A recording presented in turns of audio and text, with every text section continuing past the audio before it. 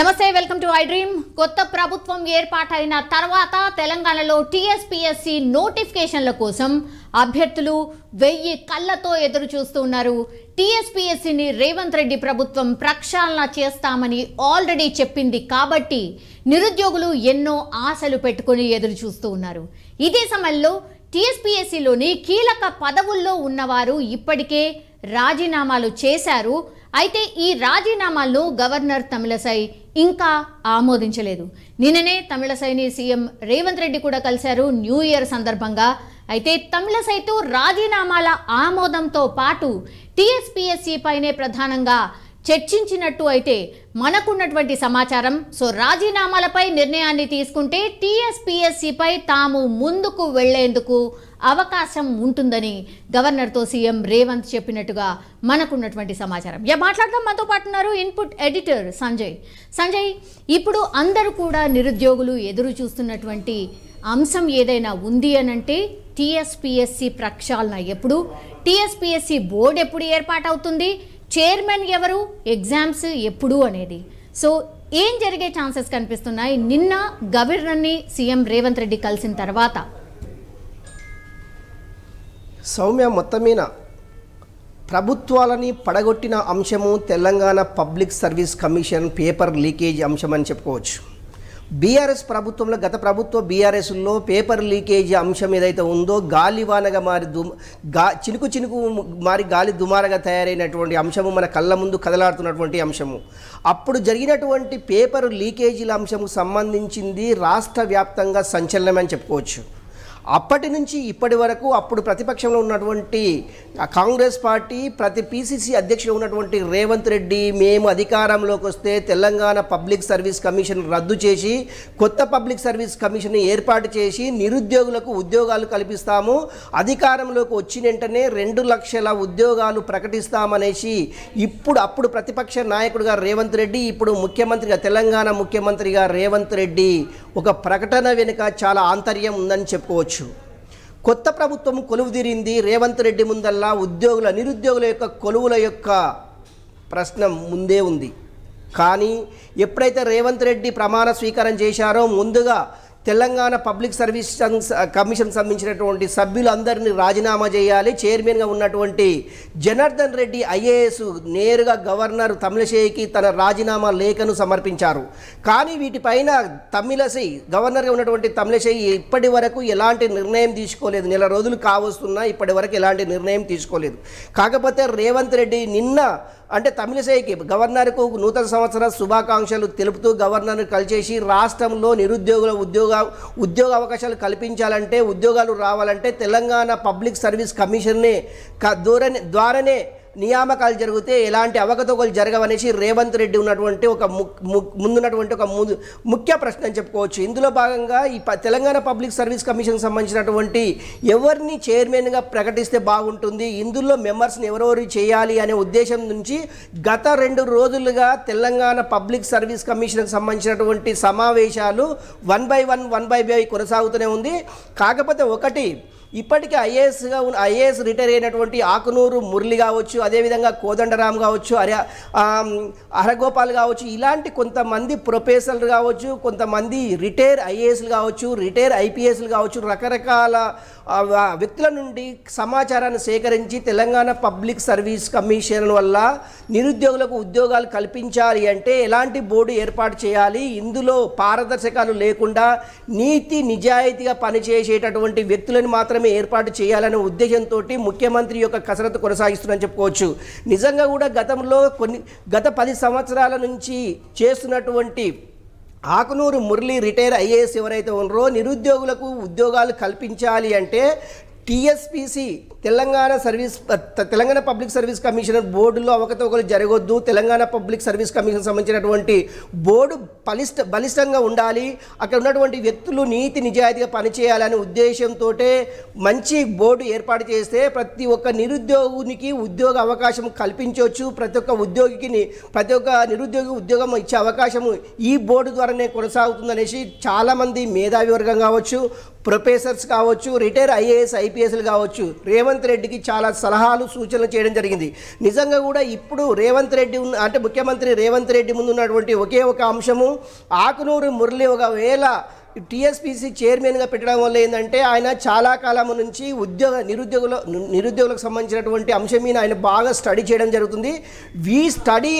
ఈయన చేసినటువంటి కొన్ని సలహాలు సూచనలు దీనికి బాగా ఉపయోగపడతాయనే ఉద్దేశంతో తెలంగాణ పబ్లిక్ సర్వీస్ కమిషన్కి సంబంధించినటువంటి అంశం అయితే తెరపైకి వచ్చింది. ఇది ఈ రోజు కానీ రేపు కానీ ఒక కొలిక్ వచ్చే అవకాశం ఉంది.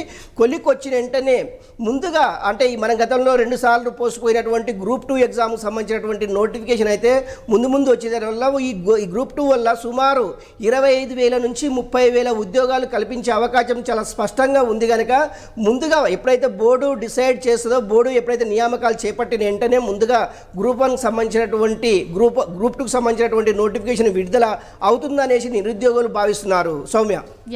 సంజయ్, మనందరికీ తెలుసు మొన్న గవర్నమెంట్ మారడానికి కీలకంగా పనిచేసింది ఏదైనా అంశం ఏదైనా ఉంది అని అంటే టీఎస్పీఎస్సీలో అవకతవకలు or paper leakage or jobs అమ్ముకున్నారన్న వాదన, దెన్ అక్కడ ఎంప్లాయీస్ ఎగ్జామ్స్ రాయడం ఏంటి, నిరుద్యోగుల జీవితాలతో ఇట్లా ఆడుకోవడం ఏంటి, ఇవన్నీ కూడా ఒక రకంగా ఒక ఫ్యాక్టర్ లాగా పనిచేశాయి గవర్నమెంట్ మారడానికి. సో ఇవన్నీ మిస్టేక్స్ జరగకుండా కాంగ్రెస్ పార్టీ మేము అధికారంలోకి వస్తే జాబ్ క్యాలెండర్ ప్రకటించబోతున్నాం, జాబ్ క్యాలెండర్ డెఫినెట్లీ మేము ప్రకటిస్తాం అని అనౌన్స్ చేశారు. కాబట్టి జాబ్ క్యాలెండర్ ఎట్లా ఉండాలి అనేది ఆల్రెడీ ఒక ప్రాసెస్ స్టార్ట్ అయింది అనుకోవచ్చా? ఎందుకంటే ప్రక్షాళన మొదలు పెట్టాలి అన్నటువంటి నేపథ్యంలో ఇంకెక్కువ టైం లేదు, చాలామంది నిరుద్యోగులు ఎదురు చూస్తున్నారు. ఒకటి సౌమ్య, మనం ఇంతకుముందుకు మాట్లాడుకున్నట్టు నిజంగా కూడా తెలంగాణ పబ్లిక్ సర్వీస్ కమిషన్కి సంబంధించినటువంటి కావచ్చు, అదేవిధంగా రాష్ట్ర ప్రభుత్వ ముఖ్యమంత్రి ముందు ఉన్నటువంటి ఒకే ఒక అంశము, నిరుద్యోగులకు ప్రతి ఒక్కరికి ఉద్యోగ అవకాశాలు కల్పించాలి, ప్రతి ఒక్కరూ ఉద్యోగం పొందాలి అనే కాన్సెప్ట్ ఏదైతే ఉందో అప్పటి నుంచి రేవంత్ రెడ్డి ముమ్మర కసరత్తు చూస్తూనే ఉన్నారని చెప్పుకోవచ్చు. అందులో భాగంగానే ఆయన అధికారంలోకి వచ్చి ప్రమాణ స్వీకారం చేసిన వెంటనే ఫస్ట్ ఆయన ఈ సూపర్ 6తో పాటు ఈ యొక్క టీఎస్పీకి తెలంగాణ పబ్లిక్ సర్వీస్ కమిషన్కి సంబంధించినటువంటి అంశం తెరపైకి వచ్చింది. ఆయన దీనిపైనే బాగా ఫోకస్ ఇచ్చారు. డైలీ ఒక 1 అవర్ ఆయనకు అందుబాటులో ఉండేటటువంటి రిటైర్ ఐఏఎస్ కావచ్చు, రిటైర్ ఐపీఎస్లు కావచ్చు, ప్రొఫెసర్స్ కావచ్చు, రకరకాల ఉన్నటువంటి మేధావి వర్గాన్ని డైలీ రేవంత్ రెడ్డి వీటిపైనే తెలంగాణ పబ్లిక్ సర్వీస్ కమిషన్కి సంబంధించినటువంటి అంశం మీద డైలీ ఒక రివ్యూ జరుగుతుంది. నిజంగా కూడా ఈ రివ్యూ ఎలా ఉంది అంటే నిజంగా గత ప్రభుత్వం చేసిన తప్పిదాలు ఈ ప్రభుత్వం చేయకూడదు, ఇది ప్రభుత్వం చేయకుండా ఉండాలి అంటే మనం ఎలాంటి పకడ్బందీ ప్లాన్ చేయాలి అనే అంశం మీదే చాలా సుదీర్ఘంగా చర్చలు జరుగుతున్నాయి. నిజంగా కూడా జాబ్ క్యాలెండర్ అనేది ఈ యొక్క తెలంగాణ పబ్లిక్ సర్వీస్ కమిషన్ ఏర్పడిన వెంటనే ఒక జాబ్ క్యాలెండర్ అయితే ఏర్పాటు చేసేసి ప్రతి సంవత్సరము ఎంతమందిని ఉద్యోగులుగా ప్రకటించాలి, ఎంతమందిని ఉద్యోగంలోకి తీసుకోవాలి, ఎలాంటి నోటిఫికేషన్లు ఇవ్వాలి అంటే ఒకటి డిపార్ట్మెంటల్కి సంబంధించినటువంటి ఎగ్జామ్స్ కావచ్చు, అదేవిధంగా గ్రూప్ 2, గ్రూప్ 1 రకరకాల సంబంధించినటువంటి ఎగ్జామ్స్ అన్నీ కూడా తెలంగాణ పబ్లిక్ సర్వీస్ కమిషన్ ద్వారానే ఏర్పాటు చేస్తే ఉద్యోగులకు కొంత భరోసా కలుగుతుంది, ఉద్యోగస్తులు పని చేయడానికి కూడా ఇష్టపడతారు అనే ఉద్దేశంతో ఈ యొక్క పబ్లిక్ సర్వీస్ కమిషన్ని పటిష్టం చేయాలనే ఉద్దేశంతో రేవంత్ రెడ్డి దీనిపైన సమాలోచనలు చేస్తున్నారు. నిజంగా కూడా ఇప్పటికే 1 మంత్ కావస్తుంది. అంటే తెలంగాణ ముఖ్యమంత్రి రేవంత్ రెడ్డి 3వ డేట్ నాడు ఎప్పుడైతే రిజల్ట్ వచ్చిన తెల్లారే అంటే ఈరోజు ఎగ్జాక్ట్లీ ఈరోజు 3వ తారీఖు 2వ తారీఖు దీనికి సంబంధించినటువంటి వాటన్నిటినీ కూరంకరించేసి రేపు 3వ డేటు నాడు ఆయన తెలంగాణ పబ్లిక్ సర్వీస్ కమిషన్కి సంబంధించిన దానిపైన చాలా స్పష్టమైన ఆర్డర్స్ వచ్చే అవకాశం ఉంది. ఈరోజు సాయంత్రం కానీ రేపు మధ్యాహ్నం కానీ గవర్నరు ఈ మాజీ chairman Telangana public service commission చైర్మన్గా ఉన్నటువంటి జనార్దన్ రెడ్డి రాజీనామాని ఆమోదించి రాష్ట్ర ప్రభుత్వానికి పంపించే అవకాశం అయితే చాలా మెండుగా కనిపిస్తుంది. ఈ 2 రోజుల ప్రక్రియ తర్వాత తెలంగాణ పబ్లిక్ సర్వీస్ కమిషన్కి సంబంధించినటువంటి కొత్త బాడీ, దానికి సంబంధించినటువంటి కొత్త చైర్మన్ ఎన్నుకొని తెలంగాణ ఉన్నటువంటి నిరుద్యోగులందరికీ ఉద్యోగాలు కల్పించడానికే ముందుగా తెలంగాణ పబ్లిక్ కమిషన్ సర్వీస్ ఏర్పాటు చేయాలి. ఈ బోర్డులో ఎవరెవరు ఉంటారు, మెంబర్స్గా, చైర్మన్గా ఎవరు ఉంటారు అనేది తెలంగాణ ముఖ్యమంత్రి అందరూ ఆలోచిస్తుంది. అది ఎవరు ఉండాలి, చైర్మన్ ఎవరు ఉండాలి, బోర్డు సభ్యులు ఎవరై ఉండాలి? అంటే రేవంత్ రెడ్డి ముందు ఒకటి కనిపిస్తున్న అంశం ఏంటంటే నీతి నిజాయితీగా పనిచేస్తున్నటువంటి గత ప్రభుత్వంపై అంటే తప్పిదాలని ఎత్తి చూపుతున్నటువంటి అభ్యర్థి అది వ్యక్తి ఎవరు ఉన్నారంటే అతను ఆకునూరు మురళి ఐఏఎస్. అతను రిటైర్మెంటు, ఆయన స్టడీ అంటే ఎడ్యుకేషన్ పైన ఆయన చాలా స్టడీ చేసేసి నిరుద్యోగులకు ఉద్యోగ అవకాశాలు కల్పించే ఆ అంశాల మీద ఇప్పటికే అప్పుడు ప్రతిపక్షంలో ఉన్నటువంటి కాంగ్రెస్ పార్టీ కావచ్చు, ఇప్పుడు అధికారం వచ్చినటువంటి కాంగ్రెస్ పార్టీ ఆయన చాలా సలహాలు సూచనలు చేశారు. తెలంగాణ పబ్లిక్ సర్వీస్ కమిషనర్ ఈ విధంగా ఉంటే నిరుద్యోగులకు ఉద్యోగ అవకాశాలు కల్పిస్తామనే ఉద్దేశంతో ఆకునూరు మురళి ఇచ్చేటటువంటి సలహాలు సూచనలు వీళ్ళు తీసుకుంటున్నట్టు మనకు ఉన్నటువంటి సమాచారము. నిజంగా కూడా ఒకవేళ ఆకునూరు మురళి తెలంగాణ పబ్లిక్ సర్వీస్ కమిషనర్గా ప్రకటించినట్లయితే ఉద్యోగస్తులకు సంబంధించినటువంటి నిరుద్యోగులకు సంబంధించినటువంటి ఉద్యోగాల మీద కొంత నమ్మకం ఏర్పడుతుంది. ఇక మీదట తెలంగాణ పబ్లిక్ సర్వీస్ కమిషన్లో పేపర్ లీకేజీలు కావచ్చు, లీకేజీలు కాకుండా ఉండడం కావచ్చు, అదేవిధంగా ఒక భద్రత ఉంటుంది అనే ఉద్దేశంతో ప్రతి ఒక్కరికి నమ్మకం కలుగుతుంది. అందుకే కొంతమంది ఐఏఎస్ సీనియర్లో ఉన్నటువంటి వారిని సంప్రదించేసి అదేవిధంగా బోర్డు సభ్యులుగా గతంలో పనిచేసినటువంటి ప్రొఫెసర్స్ని ఇందులో బోర్డు సభ్యులుగా అది చేర్చే అవకాశం ఉంది. నిజంగా కూడా ఫస్ట్ అయితే ఒక బోర్డు చైర్మన్ ఏర్పాటు చేసి చైర్మన్ తర్వాత 4 సభ్యులుగా ఏర్పాటు చేసి first notification public service Telangana public service commission మొదటి నోటిఫికేషన్ ఇచ్చేంత వరకు కొంత దిగులు నిరుద్యోగులు ఉండే అవకాశం ఉంది. నిజంగా ఎప్పుడు ఏంది అనేది కొద్దిగా వేచి చూడాలి. ఈ 2 రోజుల్లో Telangana public service commission board అయితే ఏర్పడబోతుందని చెప్పుకోవచ్చు. సౌమ్య, సంజయ్, ఇప్పుడు రాష్ట్రంలో ఖాళీగా ఒక 2 లక్షల ఉద్యోగాలు ఉన్నాయనేసి ఒక వార్త అనుకోండి, లేకపోతే ఒక రకంగా ఇదే ప్రచారం జరుగుతోంది 2 లక్షల ఉద్యోగాలు ఖాళీ ఉన్నాయని. కానీ నిజంగా రాష్ట్ర ప్రజలు తెలుసుకోవాలనుకుంటున్నారు ఏ డిపార్ట్మెంట్లో ఎన్నెన్ని ఖాళీలు ఉన్నాయి అని. పబ్లిక్గా నిజంగానే రాష్ట్ర సర్కార్ అట్లాంటిదేమన్నా మొత్తం టోటల్గా ఒక డాటాని రిలీజ్ చేసే అవకాశం కనిపిస్తోందా? దాన్ని పారదర్శకంగా ఉండేటట్టుగా మరి ఉంటుంది కదా. సో అట్లాంటి ఆలోచన ఏమైనా చేస్తుందా సర్కార్? ఒకటి సౌమ్య, ఇప్పుడు మనం మాట్లాడుకున్నట్టు నిజంగా కూడా తెలంగాణ గవర్నమెంట్ అంటే కొత్తగా కొలువుదీరినటువంటి కాంగ్రెస్ ప్రభుత్వం ఏదైతే ఉందో ఇప్పటికే ఆల్ డిపార్ట్మెంట్స్ మొత్తము 63 డిపార్ట్మెంట్లకు సంబంధించినటువంటి అంటే రిక్రూట్మెంట్ ఏదైతే ఉందో ఆ రిక్రూట్మెంట్ ఇప్పటికే తెప్పించుకున్నది. అంటే ఏ శాఖలో ఎన్ని ఖాళీలు ఉన్నాయి, మనం ఎంత ఫిలప్ చేయాలి, ఎన్ని భర్తీ చేయాలి అనే దాని మీద ఇప్పటికే సిఎస్ శాంతకుమారి ఇప్పటికే రాష్ట్ర ప్రభుత్వానికి సంబంధించినటువంటి శాంతకుమారి ముఖ్యమంత్రి రేవంత్ రెడ్డికి ఈ యొక్క ఖాళీల భర్తీకి సంబంధించినటువంటి ముందు రోజే ఆమె ప్రమాణ స్వీకారం చేసిన మరునాడే ఈ యొక్క జాబితాని ముఖ్యమంత్రికి అందజేయడం జరిగింది. ఈ జాబితాలో సుమారుగా 5 లక్షల మంది ఉద్యోగాలు అవసరం. ఆన్ ది స్పాట్గా 5 లక్షల ఉద్యోగాలు అనేది ఇప్పుడే ఆల్ ఆఫ్ సడన్గా ఎక్కడ కూడా రిక్రూట్మెంట్ చేసుకోవడం అసాధ్యము. కాకపోతే ఒక జాబ్ క్యాలెండర్ ప్రకటించేసి జాబ్ క్యాలెండర్లో ప్రతి సంవత్సరం నుంచి లక్ష అట్లా ఉద్యోగాలు కల్పించి వాళ్ళకు ఉద్యోగ అవకాశాలు కల్పించే విధంగా జాబ్ క్యాలెండర్ ఉండబోతుందని చెప్పుకోవచ్చు. ఒకటి మనం చెప్పుకోవాలంటే గత 10 సంవత్సరాల నుంచి ఇప్పటి వరకు ఎలక్ట్రిసిటీ బోర్డులో తప్ప మిగతా ఏ డిపార్ట్మెంట్లో కూడా ఇప్పటి వరకు కొత్తగా రిక్రూట్మెంట్ అయినటువంటి దాఖలాలు ఎక్కడ కనిపించలేదు.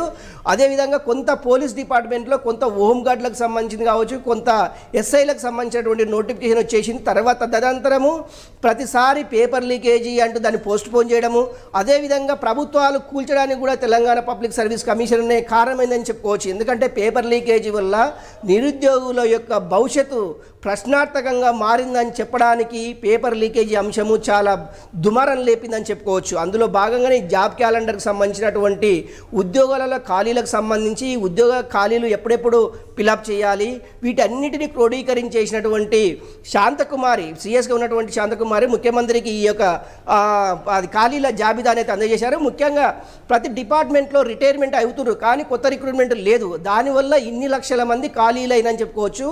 సుమారుగా ఇప్పుడు రాష్ట్ర వ్యాప్తంగా 1,25,000 మందిగా అవుట్సోర్సింగ్ ఉద్యోగాలుగా చేస్తున్నారు. నిజంగా కూడా వాళ్ళని కూడా ప్రభుత్వ ఉద్యోగాలుగా ప్రకటించాలనేసి వాళ్ళు చాలా సందర్భాల్లో ధర్నాలు రాస్తారోకలు చేయడం జరిగింది. నిజంగా వాళ్ళ క్వాలిఫికేషన్ బట్టి కూడా వాళ్ళని రెగ్యులరైజ్ చేయాలనేసి కూడా రేవంత్ రెడ్డి అప్పుడు గతంలో ఉన్నటువంటి ప్రతిపక్ష నేత ఇప్పుడు రాష్ట్ర ముఖ్యమంత్రి ఉన్నటువంటి రేవంత్ రెడ్డి అది కూడా కొద్దిగా పరిగణలోకి తీసుకోవాలి. నిజంగా అందులో గ్రాడ్యుయేట్స్ కానివ్వండి, ఎంబీఏ కానివ్వండి, రకరకాల అంటే అది డిగ్రీ క్వాలిఫైడ్ ఉన్న వాళ్ళని రెగ్యులరైజ్ చేస్తే ఇంకా బాగుంటుందనే ఉద్దేశంతో ప్రభుత్వం ఆలోచిస్తున్నట్టు సమాచారం. నిజంగా కూడా ఏదేమైనా కూడా తెలంగాణ పబ్లిక్ సర్వీస్ కమిషన్ ఏర్పడితే ప్రతి ఒక్కరికి ఉద్యోగాలు వస్తావనే ఉద్దేశంతో చాలామంది ఇప్పటికే కోచింగ్ సెంటర్లని ఆశ్రయిస్తున్నారని చెప్పుకోవచ్చు. సౌమ్య, సంజయ్, ఇప్పుడు లాస్ట్లీ అసలు